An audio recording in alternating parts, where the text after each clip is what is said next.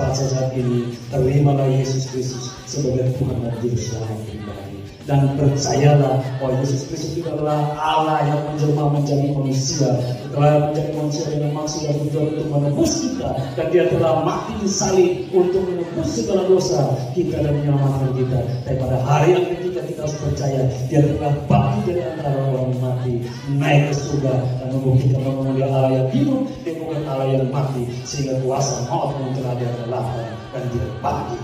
Setelah kita melakukan semuanya itu, apa yang harus kita perbuat? Shalom. Kita bertemu kembali hari ini, Minggu 5 April 2020. Tentunya ini suatu kasih karunia dari Tuhan. Amin ya. Karena kita melewati masa-masa sulit, hari-hari sulit, dengan persoalan, dengan masalah sakit penyakit yang mendunia. Tapi kalau kita masih ada saat ini karena kemurahan Tuhan, dan kita masih bisa untuk merenungkan firman Tuhan, ini juga suatu kemurahan Tuhan. Karena bukanlah kekuatan kita, tetapi belas kasihan Tuhan. Kita diizinkan masih kembali kesempatan untuk membaca, merenungkan firman Tuhan. Itu sebabnya biarlah kita mau menghampiri kebenaran firman Tuhan dengan hati yang penuh sukacita, melepaskan semua yang kepenatan. Kita terbuka untuk mau menerima kebenaran firman Tuhan, untuk jadi berkat bagi kita. Hari ini dalam situasi dunia yang saat ini terjadi, saya mau berbicara tentang satu poin tentang alarm sudah berbunyi. Alarm sudah berbunyi. Alarm apa sih? Coba kita perhatikan firman Tuhan untuk menjadi dasar tema hari ini. Di dalam Lukas 21 ayat 28. Lukas 21 ayat 28. Firman Tuhan mengatakan bahwa apabila semuanya itu terjadi, bangkitlah dan angkatlah mukamu, sebab penyelamatanmu sudah dekat. Sekali lagi, apabila semuanya itu terjadi, bangkitlah dan angkatlah mukamu, sebab penyelamatanmu sudah dekat.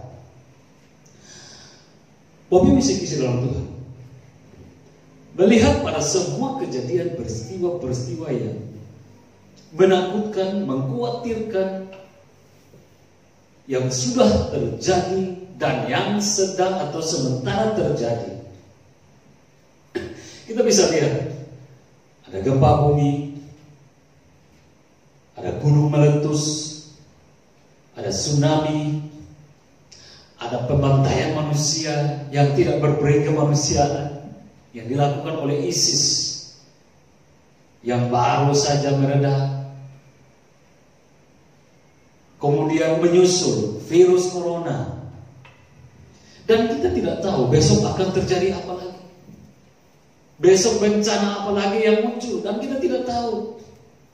Tapi setidaknya semua yang sudah terjadi saat ini,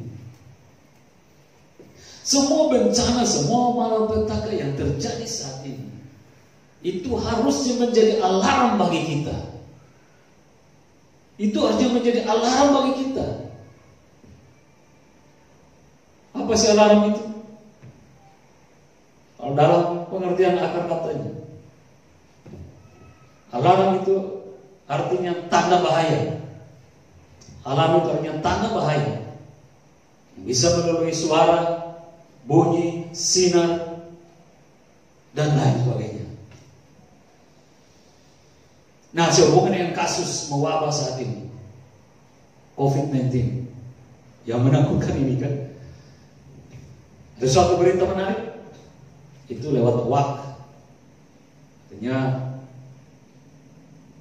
forward melalui WhatsApp group, dan masuk kepada saya juga mendapatkan itu, bahwa dari Kemenkominfo itu mengeluarkan satu aplikasi baru, namanya pedulilindungi.id. Jadi itu berfungsi sebagai alarm red zone atau alarm untuk zona merah, tanda bahaya untuk zona merah. Zona merah ini maksudnya apa? Zona atau wilayah di mana di situ ada orang yang terpapar virus COVID-19 ini. Nah, ini kan sudah forward ke forward, artinya kirim ke kirim lewat grup-grup WhatsApp. Dan kalau itu kita aplikasi itu kita pakai dan itu ada di Android kita. Android kan kita jalan kemana-mana, ada kan di kantong baju atau celana atau di tas. Dengan maksud di mana kita pergi, di mana kita berada, di suatu lingkungan, dan aplikasi ini sudah dalam Android kita. Nah, ketika kita masuk dalam merah itu kan kita nggak tahu apa-apa. Tiba-tiba bunyi, atau apa saya belum pernah ada dapat bunyinya. Mungkin yang lain sudah punya pengalaman bunyi itu, bisa tahu bunyi seperti apa. Tapi ini maksud aplikasi ini menjadi alarm red zone yang akan membuat antisipasi jika kita berada dalam suatu lingkungan di mana ada orang terpapar COVID-19 ini, aplikasi ini akan berbunyi dan itu menjadi tanda bahaya. Untuk maksudnya apa? Kita menghindar dari situ. Kita menghindar dari tempat itu. Kita jauh-jauh dari lokasi itu karena di situ ada bahaya. Nah, poin yang bersama inilah alarm sudah berbunyi. Alarm sudah berbunyi. Tanda-tanda yang bisa kita lihat di sini kita pakai sebagai alarm yang sudah berbunyi. Alarm apa ini? Nanti akan saya bilang. Alarm apa yang sudah berbunyi? Nanti saya akan bahas setelah kita masuk satu demi satu dulu dalam pembahasan ini. Kita melihat segala sesuatu yang sudah terjadi. Kita melihat bencana yang memakan korban jiwa yang begitu banyak sampai ribuan orang. Harusnya kita mulai cermati dengan kacamata rohani kita. Kenapa ini semua terjadi? Dan kalau kita sudah dapat kesimpulan, kita juga harus menggunakan sebagai alarm rohani. Kita harus waspada, kita harus antisipasi untuk membuat sesuatu yang lebih baik lagi. Tapi mungkin, ya namanya juga mungkin, dan memang sudah biasa juga terjadi. Ada orang yang mengatakan begini, semua kejadian ini mah hanya fenomena dunia biasa. Ini fenomena alam biasa. Atau juga mungkin ada yang mengatakan begini, semua ini mah hanya kebetulan. Jadi kalau usah dipikirin, nanti juga akan reda sendiri. Gak usah terlalu bawa dalam pikiranmu, nanti juga akan berhenti sendiri, akan stop sendiri.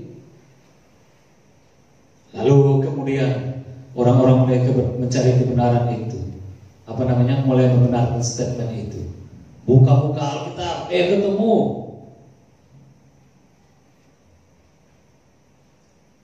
Kitab Yeskiel, Yesaya, Yoel. Di situ sudah dikatakan bahwa hari Tuhan sudah dekat. Hari Tuhan sudah dekat. Hari Tuhan sudah dekat. Kemudian Yohanes Pembaptis juga mengatakan bahwa bertobatlah kerajaan surga sudah dekat. Lalu kemudian Yesus juga setelah Yohanes Pembaptis mengatakan yang sama, bertobatlah karena kerajaan surga sudah dekat. Lalu kemudian dalam pelayanan Yesus mengutus 70 murid, dua-dua disuruh berjalan masuk kampung, masuk kota, katakanlah bertobatlah karena kerajaan surga sudah dekat. Dari dulu, dari zaman Yesus, dari zaman Yohanes Pembaptis, zaman para nabi sudah dikatakan itu, tapi buktinya semua biasa-biasa saja. Jadi kalau saya dipikirkan semua persoalan ini, semua bencana ini, semua masalah ini, semua malapetaka ini, semua wabah virus yang ini semua udah biasa. Siklusnya kali ya, jadi akan berputar begini terus. Nanti juga akan berhenti dan stop. Oke. Mungkin juga ya kita pakai kata mungkin. Mungkin bisa benar perkataan itu. Kalau dengan maksud untuk saling menguatkan. Supaya kita jangan mati ketakutan, mati kecemasan karena semua persoalan ini kan gitu. Jadi kita saling mensupport, kita saling enggak usah takut. Kita punya Tuhan, enggak usah takut, itu benar. Tapi hati-hati kita enteng mengatakan ini semua sudah biasa terjadi dan tidak akan ada apa-apanya. Gak usah terlalu pikir tentang akhir zaman. Gak usah berpikir tentang kedatangan Kristus yang kedua kali. Itu masih jauh, Belanda masih jauh. Sekarang kita menikmati dulu yang sekarang ini. Kita menikmati dulu apa yang masih ada saat ini. Hati-hati. Kalau perkataan ini mengatakan bahwa semua ini sudah biasa terjadi, dengan tujuan kita mau sepelekan kebenaran firman Tuhan untuk kita tidak perlu berjaga-jaga tentang tanda-tanda akhir zaman dan kedatangannya sudah mulai mendekat. Itu hati-hati. Kenapa hati-hati? Orang-orang yang suka berkata seperti ini, ada firman Tuhan juga. Yeskiel dicatat dikatakan begini. Tuhan bilang begini, sindiran apakah itu? Maksudnya apakah yang orang mengatakan seperti itu? Gak perlu, gak usah cemas. Ini semua udah biasa, gak akan terjadi apa-apa. Tuhan bilang sindiran apakah itu? Yang berbunyi, sudah lama berselang, tetapi satu penglihatan pun tidak terjadi. Oleh karena itu, katakanlah kepada mereka, ini firman Tuhan. Beginilah firman Tuhan Allah, aku akan menghentikan sindiran ini, dan orang tidak akan mengucapkannya lagi. Sebaliknya, katakanlah kepada mereka. Sebaliknya katakanlah kepada mereka, waktunya sudah dekat dan tiap penglihatan akan jadi. Sebab aku Tuhan akan berfirman dan apa yang kufirmankan akan terjadi. Dan firman Tuhan itu tidak akan ditunda-tunda lagi. Aku akan menggenapinya. Demikianlah firman Tuhan Allah. Yehezkiel 12 ayat 22 sampai 25. Bapak Ibu perhatikan ini. Kita boleh bilang semuanya ini sudah terjadi dan mungkin akan terjadi dan memang ini sudah biasa. Gak usah perlu dipikirin, gak usah terlalu sok rohani. Ini masih waktu dunia. Kita masih hidup di dunia. Kita masih hidup di dunia, kita masih injak bumi, kita belum melayang, kita belum roh, kita masih daging. Gak usah terlalu pikir hal rohani. Kita masih daging kayak berpikir secara daging. Oke, tapi ini Tuhan bilang hati-hati.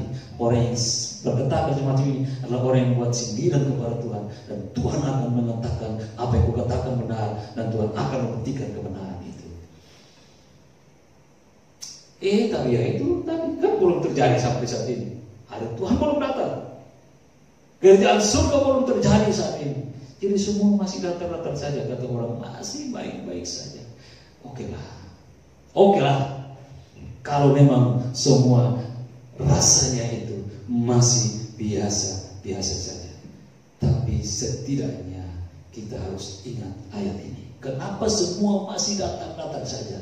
Padahal sudah ribuan tahun yang lalu perkataan Tuhan sendiri, perkataan Yesus sendiri bahwa kerajaannya sudah dekat. Tapi kenapa semua masih biasa datar-datar saja? Belum terjadi. Ingat satu ayat yang menguntungkan kita di sini. 2 Petrus 3:9. Tuhan tidak pernah lalai menepati janjinya, sekalipun ada orang yang menganggapnya sebagai suatu kelalaian. Tapi Tuhan sabar terhadap kamu, karena Ia menghendaki supaya apa? Kenapa Tuhan sabar terhadap kita? Kenapa Tuhan belum mau datang? Kenapa Tuhan belum mau menyelesaikan semuanya ini melalui badai-badai ini, melalui bencana-bencana ini, melalui petaka-petaka ini? Tuhan belum melakukan akhir semuanya ini. Ini dalam Petrus saya bilang, karena ini alasan untuk kita yang terbaik untuk kita.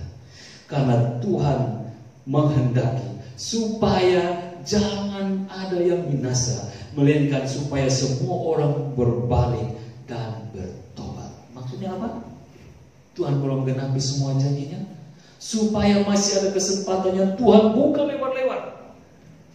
Tuhan buka lebar-lebar kepada semua orang tidak terkecuali, untuk sadar keadaan dirinya, lalu bertobat, menerima Yesus, dan menerima kesempatan hidup kembali itu.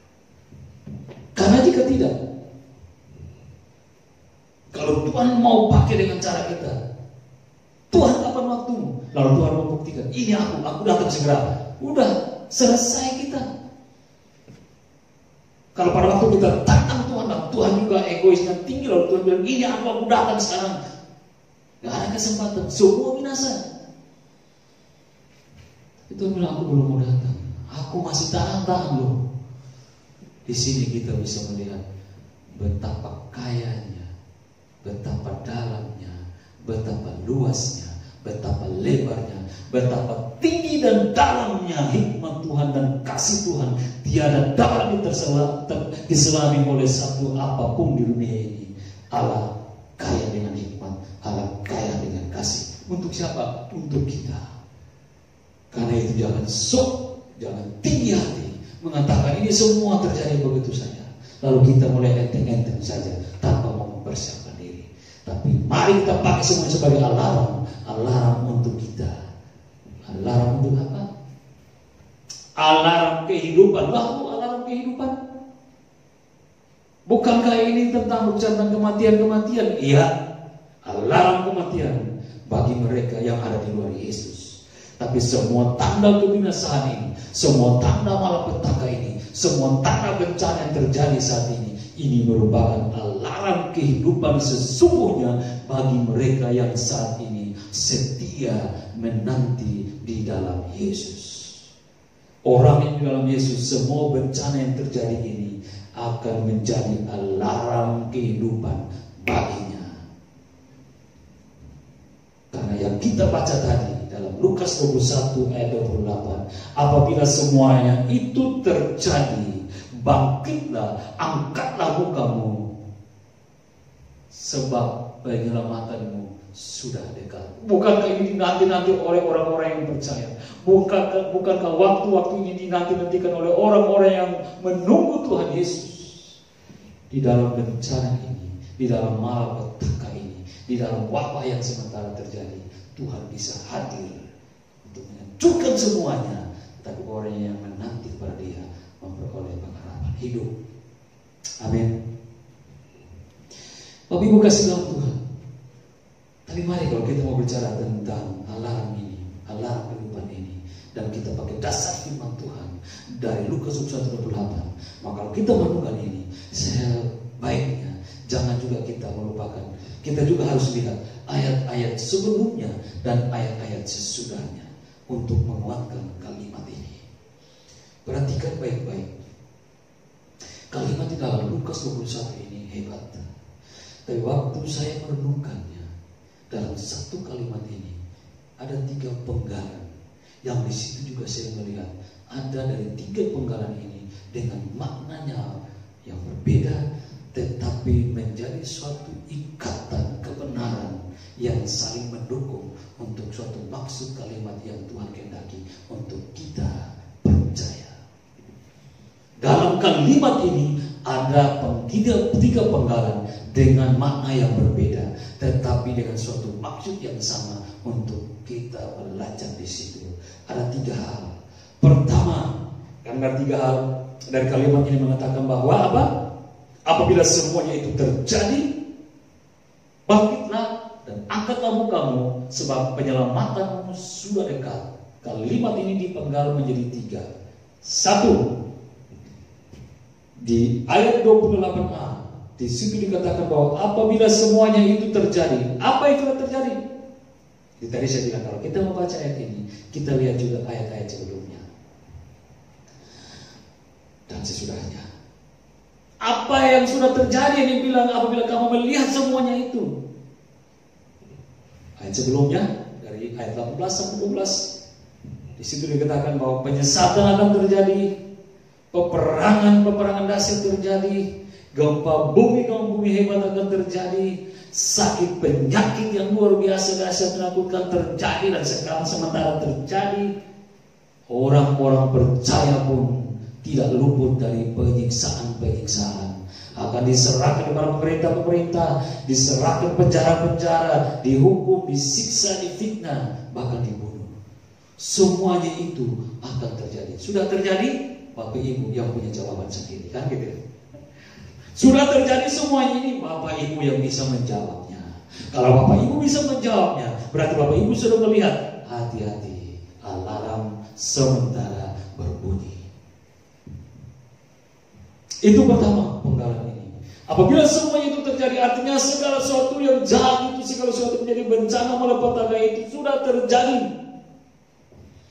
Baru kemudian disusul di penggalan kedua dari ayat ini. Bangkitlah dan angkatlah mukamu. Di sini juga ada dua kalimat yang bisa kita penggal. Itu ada kata bangkitlah, dan yang kedua angkatlah mukamu. Menarik. Menarik ini. Apa sih bangkitlah itu? Bangkitlah ini dimaksud adalah bangunlah dari tidur rohanimu yang panjang. Bangunlah dari tidur rohanimu yang panjang. Bukankah kita tidak mau telat-telat bangun? Bukankah kita tidak mau telat-telat pergi kerja? Kalau bisa kita berjaga mata ini untuk bisa tetap kerja, karena sepertinya 1 kali 24 jam kurang kita untuk bekerja. Dengan maksud apa? Untuk meraup hasil yang banyak-banyak, untuk mendapatkan uang yang banyak, untuk mendapatkan segala sesuatu yang kita cari dunia ini, sehingga 1 kali 24 jam kurang untuk kita bekerja. Dan kita tidak mau tidur, kan itu. Takut kalau kita mata tertutup kita tidur, orang lain sudah lebih dahulu bekerja. Kan gitu. Takut kita telat kalau tidur, orang lain lebih dahulu sudah ambil berkat kita. Takut kita telat, orang lain sudah lebih dahulu ambil apa yang menjadi bagian kita. Kan gitu. Akhirnya kita mau terjaga terus, dan sepertinya kurang waktu ini untuk beristirahat. Harusnya dalam kehidupan rohani sebagaimana sekuler kehidupan daging, kita pun memiliki komitmen yang sama. Kalau bisa kita menjaga diri kita dengan kebangunan rohani kita secara pribadi.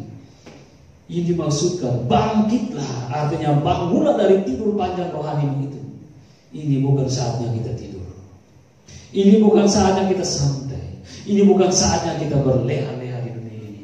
Karena belanda masih jauh, karena akhir zaman masih jauh. Dari dulu orang sudah mengatakan itu. Dari dulu Yesaya sudah mengatakan itu. Dari dulu Yeskiel sudah mengatakan itu. Dari dulu Nabi Yoel sudah mengatakan itu. Dari dulu Yohanes Pembaptis sudah mengatakan itu. Dari dulu Tuhan Yesus dan murid-murid sudah mengatakan itu, bahwa dunia sudah mau kiamat, akhir zaman sudah datang, kerajaan sudah dekat. Tapi mana? Tidur. Mana? Tidur. Lebih enak tidur, kan gitu. Lebih enak tidur. Biarlah itu urusan Pak Pendeta. Mau komsel, mau kunjungan kemana-mana, itu urusan Pak Pendeta dengan istrinya. Itu urusan Ibu Pendeta dengan suaminya, anak-anaknya. Itu urusan PPJ, itu urusan majelis, itu urusan penatua-penatua, urusan yakin-yakin. Saya, itu bukan level saya. Saya sekolah tinggi-tinggi. Saya dapat gelar dari luar negeri. Itu pelayanan kecil, itu kecil. Nanti tunggu kalau saya punya waktu, saya mau melayani. Tapi saya janji kalau saya sudah turun pelayanan, mereka pun akan kalah dengan saya. Bukankah itu biasa kita dengar? Luar biasa manusia sekarang. Bukannya ini waktu menjadi alarm untuk menendangkan kita di zaman apa kita berada, supaya mempersiapkan diri. Tapi begitu entengnya, begitu tinggi hatinya merasa sok. Orang-orang di gereja itu kan orang-orang yang gak ada kerjaan. Orang-orang di gereja itu, orang di pelayanan itu kan orang-orang bodoh. Mereka cuma bisa seperti itu. Gak seperti kita yang sekolah tinggi-tinggi. Gak seperti kita yang bos. Gak seperti kita yang bisa pekerjaan di luar yang banyak. Karena itu sudah pantas lah, itu bagian mereka yang bekerja. Berdoa, itu bagian mereka untuk berdoa dan mendoakan kita. Melayani, itu bagian mereka yang melayani. Memuji Tuhan, itu bagian mereka yang memuji Tuhan. Kita bukan di situ. Kita yang di dunia ini. Kita dengan bos-bos ini. Kita dengan pekerjaan yang dicari oleh ini. Itu bagian kita. Wah, hebat. Kelihatan hebat. Tapi hati-hati, alarm sudah berbunyi. Alarm ini akan ada dua perbedaannya. Alarm kematian bagi mereka yang ada di luar Tuhan, yang sok di luar Tuhan, tapi menjadi alarm sukacita kehidupan bagi mereka yang ada hati dalam Tuhan, tetap di dalam Tuhan, stay at Tuhan, gitu maksudnya. Stay in God. Itu. Kalau mau tinggal di rumah pun, tapi karena bersembunyi karena keadaan, tinggal di rumah, bukan baca firman Tuhan. Tinggal di rumah, bukan berdoa. Tinggal di rumah, bukan melihat hal-hal yang baik. Tapi tinggal di rumah, tidur, ngorok. Gak perlu ada renungan, gak perlu ada bersama doa. Sama halnya. Tapi kalau engkau bilang engkau stay at home, juga stay in God, itu yang tepat, itu yang benar. Makanya jangan terlalu pakai alasan banyak supaya kamu lebih banyak tidur. Masing-masing sadar diri kan gitu ya. Masing-masing sadar diri. Tapi bukan dalam Tuhan. Ini maksudnya, bangkitlah, bangunlah dari tidur rohanimu. Karena ini waktunya kita mempersiapkan sesuatu yang terbaik yang Tuhan kehendaki selama masa Dia masih perkenankan memberikan kepada kita. Selama Dia masih kasih kesempatan kepada kita untuk mau bertobat dari semua yang jahat, untuk berbalik kepada jalan yang Dia kehendaki. Lalu setelah bangkit, apa yang kita lakukan? Kan itu. Setelah kita bangun dari tidur rohani, apa yang kita lakukan? Kalimat lebih lanjut, kata lebih lanjut, angkatlah mukamu. Maksudnya ini apa? Angkatlah mukamu. Sebelum saya jawab, saya mau lihat satu perumpamaan yang Tuhan Yesus kasih di sini. Tuhan Yesus bilang apa dalam perumpamaan? Wah, menarik. Tuhan bilang bagi dalam perumpamaan, perhatikanlah pohon ara atau pohon apa saja. Apabila kamu melihat pohon-pohon itu sudah bertunas, maka kamu tahu dengan sendirinya bahwa itulah musim panas sudah dekat. Demikian juga jika kamu melihat hal-hal itu terjadi. Apa sih? Itu tadi bencana-bencana semua itu terjadi. Ketahuilah kerajaan Allah sudah dekat. Saya balik lagi. Tuhan bilang begini, kalau kau melihat pohon ara atau pohon apapun itu, kalau dia sudah bertunas, tandanya musim panas sudah dekat. Amsal bilang apa? Pada waktu musim panas, semut keluar bekerja untuk mengumpulkan makanannya. Sebab nanti pada musim dingin dia sudah tidak bekerja. Dia masuk dalam lubangnya. Dia menikmati hasil kerja yang pada waktu musim panas dia sudah kerja keras. Apa yang bisa kita maknai dengan makna rohani? Untuk bangkitlah, angkatlah mukamu. Angkatlah mukamu. Itu ada cewek cantik di sana. Angkatlah mukamu, lihat dia seksi. Dia pakai pakaian kurang bahan. Ada bagian-bagiannya kelihatan. Angkatlah mukamu, lihatlah. Atau angkatlah mukamu, lihatlah pria cowok yang berotot, yang berbadan tegak. Meskipun mereka tidak seiman, tapi karena kegairahan meninggalkan Tuhan dan ikut cewek yang cantik, yang seksi itu, ikut cowok yang berotot itu dan tampan itu. Apakah maksudnya angkat mukamu dan melihatlah mereka? Hati-hati. Angkatlah mukamu, lihatlah. Di situ ada tinggal satu-satunya kursi jabatan, tertulis namamu. Asal engkau tinggalkan Tuhanmu dan ikut Tuhan yang lain, kau pasti dapat kursi jabatan itu. Lalu mulai membuanglah Tuhan. Ganti KTP. Yang penting kursi jabatan itu aku dapatkan. Ini yang selama ini aku nantikan. Ini yang selama ini aku cari. Ini kesempatanku. Apakah angkatlah mukamu dan melihat itu maksudnya? Angkatlah mukamu, lihatlah ini proyek yang sudah disediakan bagimu. Lalu untuk mendapatkan proyek itu, orang lain kita sikut, orang lain kita hancurkan. Kita tidak mau tahu orang menangis, kita tidak mau tahu orang berduka karena perbuatan kita. Yang penting ini kita dapatkan. Apakah ini maksud angkat mukamu untuk melihat semuanya itu? Hati-hati. Kita di akhir dari semuanya ini. Angkatlah mukamu, melihat apa? Bukan untuk melihat semua yang jahat, tapi angkatlah mukamu ini maksudnya melihat situasi bumi yang sudah mulai di akhir ini dan mulai mempersiapkan diri yang terbaik untuk Tuhan dan mulai hidup seturut dengan kehendak Tuhan. Ini maksudnya angkatlah mukamu itu supaya kita makin giat untuk bekerja dalam Tuhan. Itu poinnya. Artinya apa? Di saat semua kejadian yang kita alami saat ini, peristiwa-peristiwa mencekam yang terjadi saat ini, harusnya membuat kita sadar akan tanda-tanda akhir zaman sudah dekat. Karena itu marilah kita dengan kesempatan yang masih Tuhan kasih, seperti 2 Petrus 3 ayat 9 tadi katakan, kita pakai untuk ini waktu kita berintrospeksi diri, kita sadar diri, lalu kita bertobat dari semua yang jahat dan ambil tindakan ini lanjut. Mari kita lebih kuat-kuat percaya kepada Yesus Kristus sebagai Tuhan dan Juru Selamat pribadi. Saya mengatakan ini pada saudara-saudara seiman saya, sekarang ini bangkitlah dan bertobat dari segala perbuatan jahatmu. Kalau engkau memang sudah percaya, makin percayalah kepada Yesus sebagai Tuhan dan Juru Selamatmu. Karena engkau tidak tahu kapan waktunya. Engkau akan diseret dengan tipuan muslihat, engkau akan diseret dengan iming-iming, dengan segala hal yang bisa mempengaruhi engkau untuk meninggalkan Tuhanmu. Hati-hati, waktu itu akan mencobai engkau. Tapi kalau engkau tetap bertahan di dalam Tuhan, meski engkau akan diiming-iming oleh uang, meski engkau akan diiming-iming oleh wanita, meski engkau diiming-iming oleh laki-laki, atau meski akan diiming-iming oleh jabatan, tapi kalau engkau mulai kuat-kuat makin percaya kepada Tuhan, semuanya itu akan engkau gagalkan.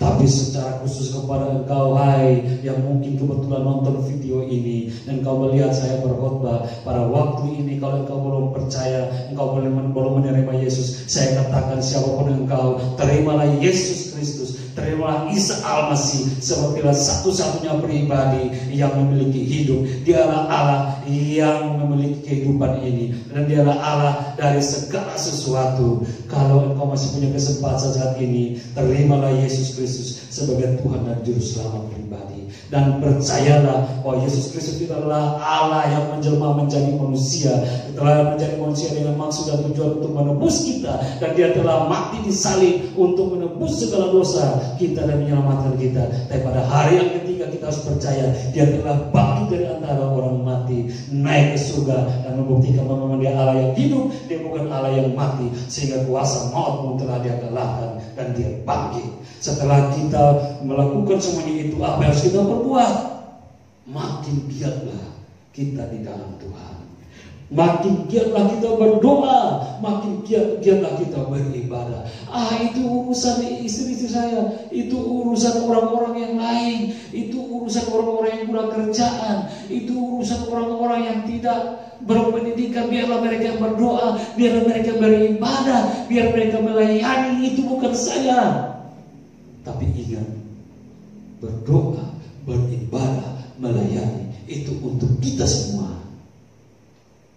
Jangan anggap bahwa Anda sudah sekolah tinggi, sudah habis S semua di dalam titel Anda, S1, S2, S3, S apa lagi? Masih ada S4, masih ada S5. Setelah sudah semuanya, tinggal S apa? S yang memusingkan gitu. Pusing dengan SS-mu. Allah tidak melihat SS-mu, tapi Allah mau melihat hatimu.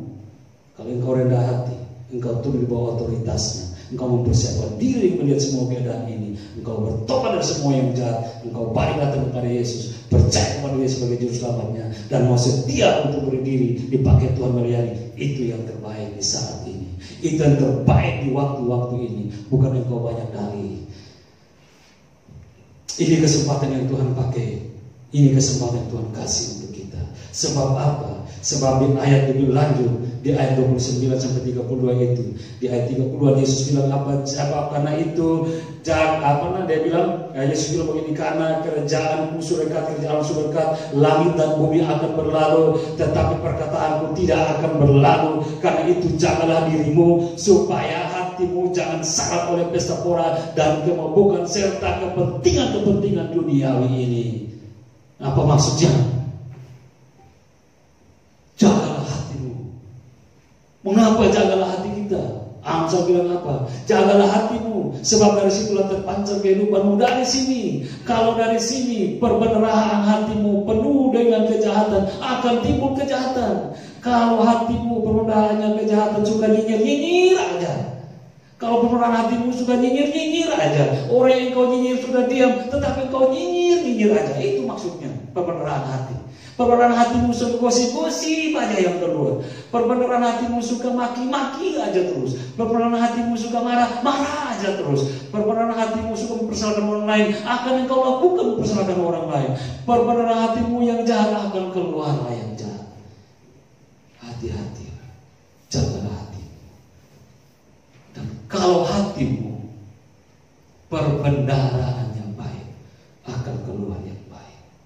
Kalau perbendaharaannya cinta kasih, akan keluar cinta kasih.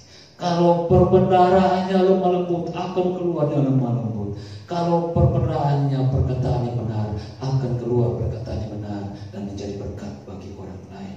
Kalau perbendaharahan hatimu yang untuk memuliakan Tuhan, akan keluar untuk memuliakan Tuhan, mengajak orang lain memuliakan Tuhan di situasi dunia yang jahat ini, daripada kita melihat hal yang tidak baik. Itu yang Tuhan maksudkan. Jagalah hatimu di situasi yang makin jahat ini, supaya kamu jangan mabuk dengan keadaan dunia ini, supaya jangan engkau mabuk dengan keinginan daging di dunia ini.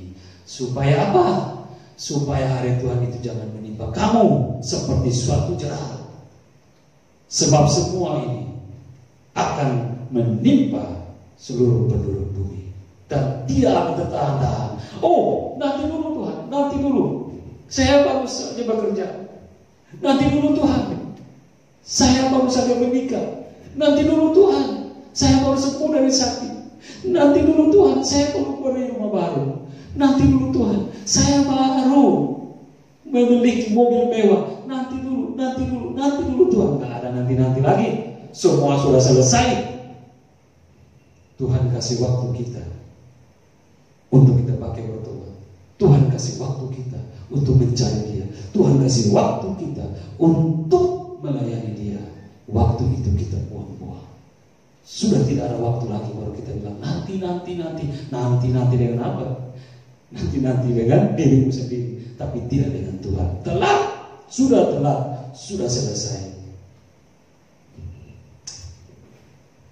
Di bagian penggalan ketiga, di situ dikatakan apa? Sebab penyelamatanmu sudah dekat. Waduh, ini menarik. Apabila semuanya itu terjadi, bangkitlah dan angkatlah mukamu. Lihatlah, sebab penyelamatanmu sudah dekat. Ini alarm kehidupan yang dimaksud terletaknya di sini. Sebab penyelamatanmu sudah dekat. Bapak Ibu yang saya kasih dalam Tuhan, kalau semua yang terjadi pada kita saat ini oleh karena iman, kita mungkin dikucilkan. Oleh karena iman kita kepada Yesus, kita mungkin dihina. Kita berbicara apa yang baik yang benar, kita dinyinyir. Kita berbicara apa yang baik dan benar, kita dilecehkan. Siapa dia itu? Apa Tuhan baru? Belum punya pengalaman, masih muda, miskin lagi. Saya berpendidikan loh, saya punya semua. Kok hamba Tuhan, pelayan Tuhan seperti kamu yang datang? Kok hamba Tuhan, pelayan Tuhan seperti kamu yang mengatakan kepadaku, saya lebih tahu kamu. Otak saya lebih berisi daripada kamu. Kau baru lahir, kau baru kenal Alkitab. Saya sudah lebih dahulu, saya sudah lebih belajar dari kamu. Panggillah yang datang. Kalau bisa Bapak Tuhan yang besar, yang pakai cincin yang gede-gede, yang bermata biru, bermata merah, gitu. Entah dari batu akik apa kan gitu. Atau yang datang dengan Mercy, atau yang datang dengan baby Benz, dengan jas yang bagus, dengan minyak wangi. Itu baru cocok bicara dengan Tuhan dengan saya. Kau datang dengan motor butut, kau datang dengan seperti itu, mau sok-sok ajar kamu, mau sok-sok ajar saya. Hati-hati. Siapapun dia, siapapun orangnya, kalau dia sementara berbicara tentang kebenaran firman Tuhan, itu kesempatan yang Tuhan pakai kasih ke kita untuk mendengar kata-kata Tuhan. Kecuali kalau berbicara apa yang jahat, baru engkau menolak. Tapi kalau dia berbicara apa yang benar, meski dia orang rendahan, tapi itu kebenaran, haruslah engkau terima. Karena itu firman Tuhan yang diberikan. Bukan engkau pakai dalihmu tidak mau terima firman Tuhan dengan alasan orang ini tidak cocok untuk saya, orang ini tidak pantas untuk saya, orang ini tidak level kepada saya membicarakan Alkitab, membicarakan firman Tuhan. Hati-hati. Sebab kalau kebenaran firman Tuhan datang kepadamu melalui siapa saja, maka pakailah kebenaran firman Tuhan ini. Sebab penyelamatanmu sudah dekat. Jangan sampai firman Tuhan ini datang lewat orang yang rendah, lewat orang yang sederhana menegur engkau, lalu engkau mengejek, engkau tutup diri, maka engkau menutup tentang keselamatan yang sementara mau datang kepadamu. Tapi kalau engkau sekaya apapun, engkau sesukses apapun, engkau sepangkat apapun, engkau seberkuasa apapun, kalau engkau mau menerima firman Tuhan di dalam kerendahan hatimu, itu dimaksudkan Tuhan. Bangkitlah, angkatlah mukamu, sebab penyelamatanmu sudah dekat. Melalui apa? Melalui orang rendahan yang datang mengkabarkan kebenaran firman Tuhan. Luar biasa. Ini waktu-waktunya. Kenapa ini harus dikumandangkan? Kenapa ini harus diperkatakan? Karena dengan waktu seperti ini masih banyak orang mengentekkan tentang keadaan akhir zaman. Dengan waktu-waktu seperti ini masih banyak orang menganggap ini sudah seperti biasa. Kalau bisa kita kejar dunia ini, kita dapatkan dulu dunia ini. Yang rohani nantilah itu ada bagian orang lain kerjakan itu. Yang rohani bagian orang lain, bagian orang-orang bodoh, bagian orang-orang yang tamat SMA atau yang biasa-biasa aja lah. Tapi ingat, bagian rohani itu yang sesungguhnya terutama dalam diri kita. Kita belajar dari situasi dunia saat ini. Kita belajar mempersiapkan diri. Kalau semuanya itu terjadi, haruslah engkau mempersiapkan diri. Haruslah engkau bertobat. Cari Tuhan. Cari Tuhan. Cari Tuhan kuat-kuat. Minggu kemarin saya bilang, cari Tuhan dengan lebay. Jangan lebay dengan orang lain. Bisa berkelahi kan gitu. Karena bisa saling cemburu. Tapi kalau lebay dengan Tuhan lebih baik. Kita buat Tuhan lebih fokus dengan kita. Oh, anak saya ini makin bergaya daripada saya. Dia makin semangat melayani saya. Dia makin semangat mencintai saya. Dia makin giat untuk dekat denganku. Padahal dia ada di tengah situasi yang mencengkam. Nah, itu lebih baik dengan Tuhan. Mantap kan? Kita mulai merubah mindset rohani kita saat ini. Inilah kesempatan-kesempatannya. Orang bilang masih jauh waktu itu, dan orang mulai pakai ayat-ayat firman Tuhan dahulu juga sudah mengatakan itu. Tetapi tetap firman Tuhan adalah kebenaran. Dia bilang dia yang mengatakannya dan dia akan menggenapinya. Dan kalau dia sudah menggenapinya, Alkitab mencatat waktunya adalah waktunya buru-buru dan tidak ada orang yang bisa menahannya. Itu tadi saya bilang, nanti dulu, nggak ada nanti lagi. Semuanya sudah terlewatkan.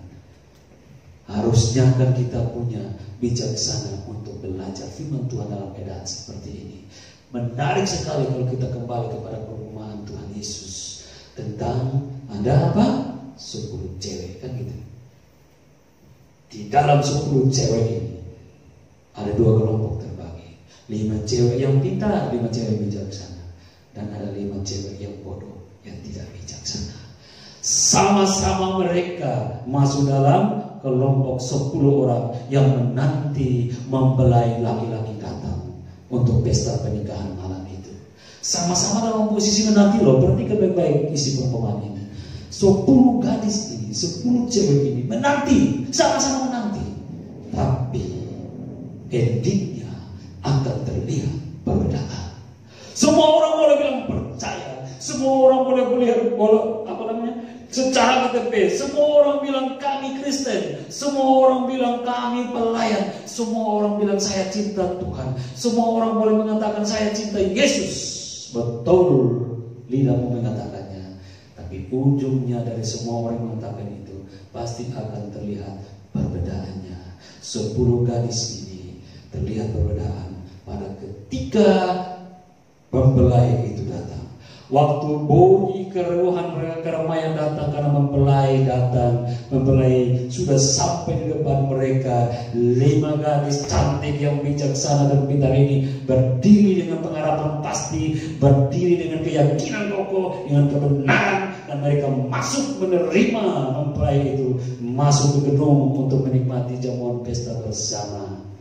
Menikmati semua bersama karena mereka mempersiapkan diri dengan baik. 5 ini mempersiapkan hidup dengan baik. 5 benar ya? 5 yang masuk ya? Lah, kok 5 yang masuk? Ya pokoknya tadi katakan 10. Yang 5-nya mana? Oh iya ya, alamak, lupa yang 5 tadi. 5 di mana ya? Cari 5. Cari 5. Yang 5 tuh masuk. Cari 5 di mana? Kok nggak ada 5? Udah, tutup itu. Pintu. Baru kemudian datang 5. Buka pintu dong. Kami juga sudah menantikan dari tadi, atau mungkin dari waktu-waktu yang lalu kami sudah menantikan sama dengan teman-teman kami yang 5 sudah di dalam. Buka pintu, kami juga menantikan selama ini. Buka pintu, kami menantikan juga Tuhan kami. Kenapa kami ditutupi? Alasannya kenapa mereka ditutupi? Alasannya kenapa mereka nggak dibiarkan mereka masuk? Rupanya alasannya itu pada waktu-waktu mereka menantikan kedatangan. Memang sama-sama menantikan kedatangannya. Memang sama-sama percaya. Memang sama-sama mengakui orang Kristen. Memang sama-sama mengakui orang percaya. Tetapi ada perbedaan kualitasnya. Ada perbedaan isinya. Mana yang didapat Tuhan sesuai kehendak Tuhan. Tapi mana yang dapat Tuhan melihat orang yang menanti dengan segenap hatinya. Ada orang yang menantikan yang penting cukup Kristen. Ada orang yang menantikan yang penting cukup berdoa. Yang penting saya sudah seperti ini, saya sudah menjadi Kristen dan lain sebagainya. Yang lainnya nggak usah. Yang penting datang-datang aja saya jalan. Penantian, betul penantian. Tetapi isinya juga Tuhan melihat. Akan ada perbedaan. Tentu kita mau seperti 5 yang masuk di dalam kan, menikmati jamuan pesta bersama mempelai laki-laki kan. Kapan kita memulai waktu itu? Kapan kita mulai persiapan itu untuk nanti makan perjamuan pesta bersama mempelai laki-laki itu? Sekaranglah waktunya. Sekaranglah waktunya. Belum terlambat, belum telat. Sementara kita mulai melihat dunia yang sudah seperti ini. Ini waktunya kita mulai mengisi kehidupan kita lebih baik lagi. Ini waktunya kita mulai bawa diri lebih dekat kepada Tuhan. Kita bawa suami kita bawa istri kita bawa anak-anak kita bawa keluarga kita makin lebih dekat kepada Tuhan. Dari situ Tuhan akan melihat persiapan kita. Dan saya terlalu percaya karena firman Tuhan mengatakannya. Kelak dia datang, dia juga akan menyebut saleh-salehnya. Kan gitu ya. Saleh-salehnya. Dan ini menarik. Ini pasti akan terjadi pada orang yang betul-betul menantikan Tuhan. Tidak main-main dengan waktu Tuhan. Tidak main-main dengan kesempatan yang Tuhan beri. Ini masih bisa kok. Tunggu dulu. Saya nikmati dulu. Tunggu dulu. Gereja mah hari Minggu masih ada besok. Kema doa Kamis masih ada besok. Hari ini saya mancing dulu. Hari ini saya ke tempat lain dulu. Hari ini saya pesta dulu. Orang bergereja kita mancing. Orang yang masuk dalam kelompok, orang lain masuk kepada kelompok doa, kita masuk dalam kelompok judi. Dan lain sebagainya. Nah ini persiapan-persiapan. Ada orang Kristen yang mempersiapkan diri dengan setia berdoa, dengan setia beribadah, dengan setia bersekutu, dengan setia melayani. Tapi ada orang Kristen juga yang sama. Di waktu-waktu yang sama di mana orang Kristen lain setia dengan Tuhan, dia setia dengan pekerjaan-pekerjaan duniawinya. Nah itu perbedaan kualitas 5 gadis bodoh, 5 gadis pintar. Lalu kalau terjadi itu pada kita ditolak, jangan kita salahkan Tuhan. Jangan kita salahkan Tuhan. Kenapa Tuhan? Bukankah saya juga percaya kepadamu? Bukankah saya juga KTP Kristen? Ini saya KTP Kristen, Tuhan ini lihat loh. Bukan itu dimaksud. Isinya yang Tuhan cari. Jadi ini masih ada kesempatan untuk kita. Saya boleh punya kesempatan yang Tuhan kasih untuk bicara. Biarlah ini bukan menjadi suatu hal di mana saya menakut-nakut tentang akhir zaman, karena saya juga tidak tahu akhirnya itu di mana. Tapi saya mau belajar seperti Tuhan bilang, tidak perlu kau tahu kapan waktunya, tapi yang perlu kau bijaksana melihat tanda-tandanya. Kita tidak berkutik, kita tidak perlu berkutak, kita tidak perlu berkelahi, kita tidak perlu berdebat tentang waktunya, karena Tuhan bilang itu bukan urusanmu, itu urusanku. Urusanmu hanyalah lihatlah tanda-tanda zaman itu. Lalu kita bilang, lah ini memang tanda-tanda zamannya. Ya saya nggak mau mengatakan itu. Sama-sama punya Alkitab, baca. Dan hari ini saya kasih kalian di Lukas 21. Tapi mungkin ada yang punya Alkitab, baca lagi di bagian yang lain. Karena banyak tanda-tanda yang sudah dikatakan itu. Lalu kita bilang, iya seperti yang lain juga. Ini zaman Nabi sudah mengatakannya betul. Baca lagi Petrus. Siapa tahu ini waktu kasih sayang Tuhan untukmu, untuk bertobat. Sudahlah, berhenti keras hatimu.